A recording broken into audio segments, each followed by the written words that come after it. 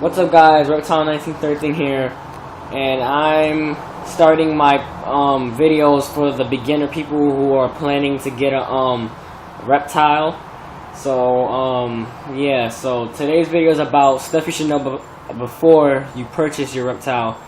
I don't got any snakes yet, so I can't say this is gonna be for snakes and turtles or anything like that. But you know, they all have the same principles. They're all the same kind of stuff. They're all similar, but we're gonna focus on lizards. So if you want to purchase a lizard but you don't know how to care for it, or like what would you need to do, or the stuff that is gonna be internal for you to take care of your lizard, then you're here.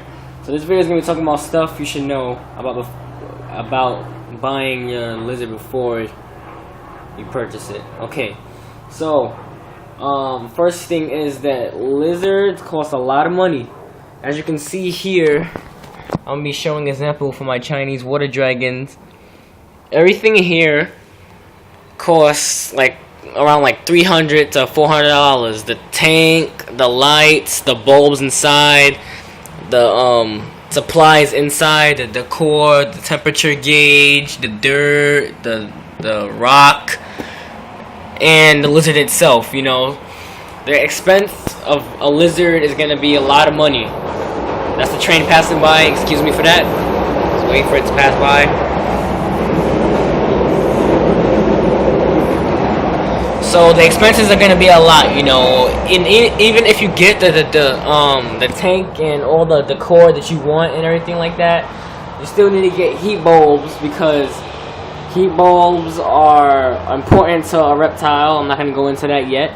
And even if you have that, you're going to need crickets every week to feed your reptile. Now, crickets are not expensive. They're $1 for 10. They're 10 cents each. So $1, you get 10 of them. But buying that every week or every 2 weeks will like drain you out a little bit. I mean, not that much.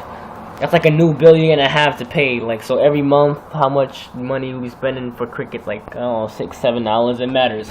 But that's another expense you're gonna have to pay. So yeah. So buying a lizard will be expensive no matter which one you get. It won't matter if it's a beginner leopard gecko or advanced savannah monitor or anything like that. It's still gonna have expenses anyway.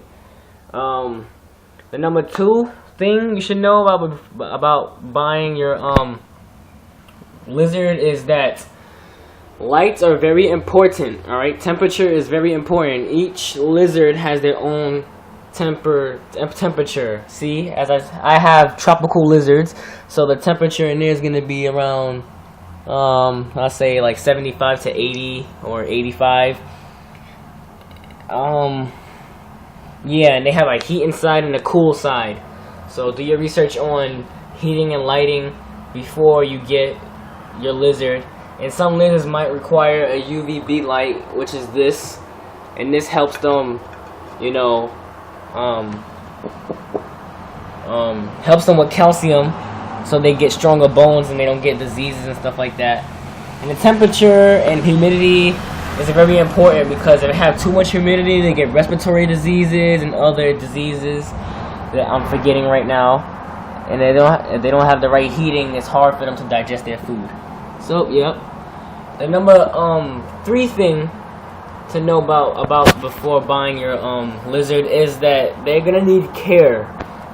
Some people think that, like, if you get a reptile, they're easy to take care of and you just throw them somewhere in a cage, and then like you don't need to give them that much care as a dog or a cat. Well, that's wrong. You kind of need to give them more care than a dog or a cat, probably. That's my opinion. I think you have to give them more care. Because, you know, you need to spray their cage, as I did over here. I sprayed it just like 2 minutes ago. You need to spray that every day, you know, 3 times a day probably. You need to change their water, as seen over here, like every day. You need to feed them every day. You need to give them the right vitamins, you know, give them vitamins. Have them eat a good diet with a mixture of like vegetables, fruits, you know, crickets and everything. What else? You know, they're gonna get sick at one point, so you're gonna have to take them to the vet. And the vet could be expensive sometimes.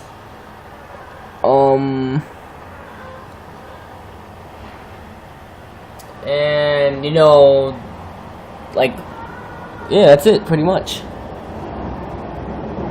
So if you're about to buy a lizard or any reptile, just remember those three things. 1, the expense of your lizard. 2, the heating and lighting, humidity and temperature. And 3, the care. Because those are 3 important things. If you can't do those things, then I recommend you not get a lizard or any other reptile, because you're not going to have the proper care. So, yeah. And that's it. And oh, another thing is that, like, sometimes you might just be lazy. Like, as my uncle have told me, that sometimes you just don't want to feel like getting up and going to a pet store. Like, you know, you're just real tired one day, and like you just don't want to go, or probably for a couple of weeks you don't want to go. You get tired of it. And what happens if the pet store near, like, what happens if you don't have a pet store near you? Like me, I have to drive or take the train every time I go to the pet store because I don't have a local pet store. But I find a way every time. I get drove there, I take the train, or I just send somebody to get it for me. So, yep, that's it, guys. For all the beginners who are about to get lizards or a reptile, you know, those are the things you have to remember for any reptile. So just remember that, and you should be good. Do your research before you get an animal. And if you stay tuned, I'm do a video on how to help you pick the right reptile for you. So any beginners, just subscribe, hit that subscribe button, because it's gonna be a lot of help. Comment for any questions, like this video, and that's it. Peace.